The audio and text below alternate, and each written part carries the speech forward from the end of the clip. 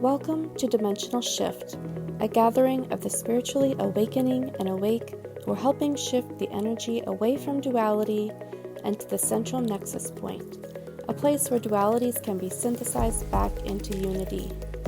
Our mission is to deprogram our minds so that we can break down the system, regain free will, and shift the paradigm back into oneness as it was intended. Hey, and welcome back to Dimensional Shift.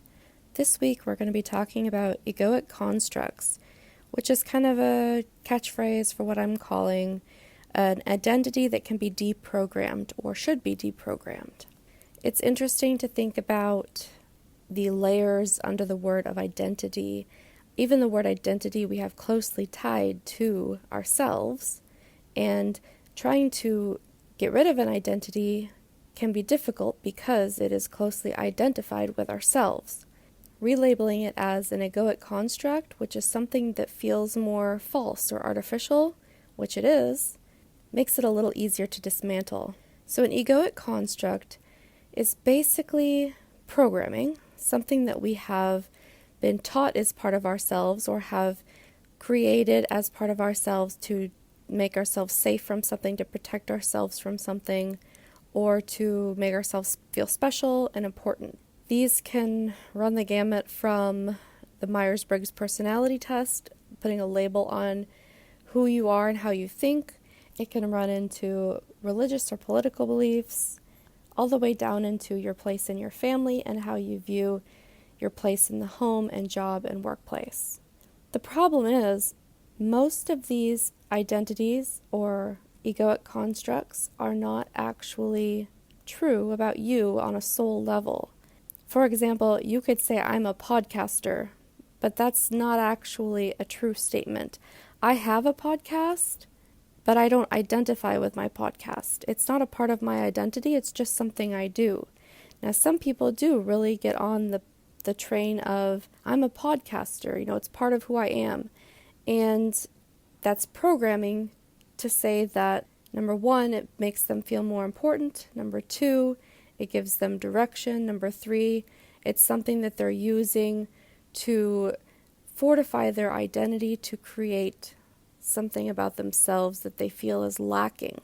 And that's the important part, is these egoic constructs are programmed into us or accepted into us because we feel like we're lacking something. The soul is very nebulous, it's undefinable, it can't be confined to labels.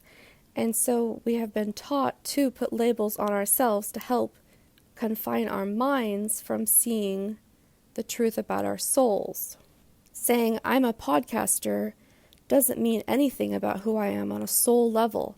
Podcasting is something I do.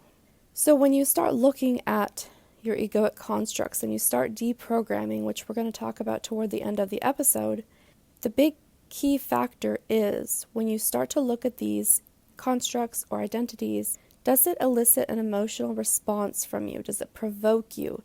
Can someone say, oh, well, you're not a feminist, so blah, blah, blah, and you get upset because you are a feminist? Or somebody say, oh, well, you're just a right-wing Republican. Does that elicit a response from you? And if it does, there's the control point, there's the manipulation point. When you start to deprogram this too, you're going to get a lot of pushback from the ego itself. And it's really important to be able to connect to your soul and really pay attention to that I am within you, because the I am is who you truly are, not the constructs. And so eventually you'll have this realization that you're defending something that's not even true about you, and sometimes it's something that you don't want to be true, or something that you've hated all of your life, you've not understood yourself, you've created these constructs and you really don't even like them. That was really eye-opening for me. And in the same way that we have egoic constructs, so too does everyone else have egoic constructs. And that leads into projection, which is to say the things you think you know about somebody or the egoic constructs they're presenting. And they often bump up with our own egoic constructs. So everything you think you know about another person does not actually have anything to do with them on a soul level. It's all of the conditioning and programming that's come up. And that programming can bump into your programming, and thus division and separation ensue. And this can cause a lot of hurt and harm. It can damage relationships. It can create division in countries, rifts in the world. It can create war. I mean, all of this stuff is created because people are programmed to think one thing and other people are programmed to think another thing, and then we have conflict, right? So the point is for us to start looking at our egoic constructs and where we've tied ourselves to labels and identities and where our emotional manipulation points are, so that we can start approaching these other people from a healed state and being able to help them see that they are also operating from a place that's not of a soul basis. And when we start interacting with people, we need to start looking at what our intentions are with whatever we're saying and bringing forth. Most of our interactions nowadays, harkening back to the archons who are energetic parasites, right? Most of our interactions are actually pretty parasitic in and of themselves. It's almost like the micro to the macro. If you've ever read the Celestine Prophecy, then you kind of have this idea. But if you are seeking to validate someone, get an emotional response, put someone down, anything other than something from a sovereign level, then you are having a parasitic interaction. And if you are trying to get validated, if you're trying to have somebody understand you, anything like that, it's also parasitic. And so the point is then to get to where you can interact with people with an almost type of detachment, where whatever they say doesn't actually mean anything about you. It doesn't elicit an emotional response. There's no charge to it. And in the same way, you're not validating anything in anyone else that might be harmful. You're not validating the egoic construct instead of their true self. The deprogramming I've been doing this week has brought this into very, very stark light for me, and I've been trying to understand how it works, really, I guess.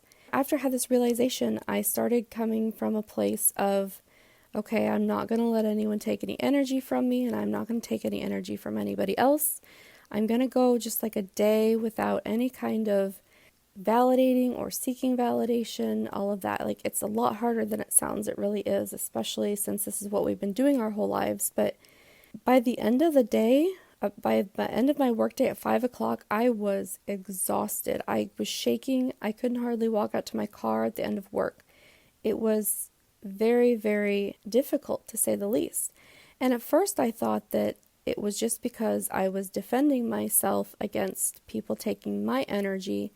And thanks to a friend, I was able to see that that's how much energy I had been taking from other people to keep myself going.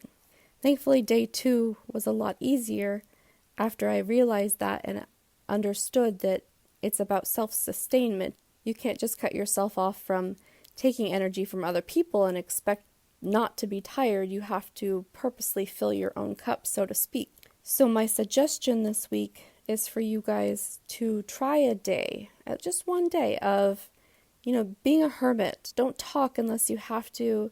Give yourself some space to process how you're taking energy and how people are taking energy from you. Just be observant. There's still going to be emotional responses because they are very, very programmed in you. But get into a state where you can recognize that, oh, I said that and I was seeking validation, or, oh, they said that and it sounded very aggressive and it made me feel like I should shrink back. Those are all parasitic interactions. And the more cognizant you can be of them, the less energy it will take. But again, you need to take time to, quote, fill your own cup. You need to meditate and connect with who you are as much as possible past the egoic constructs.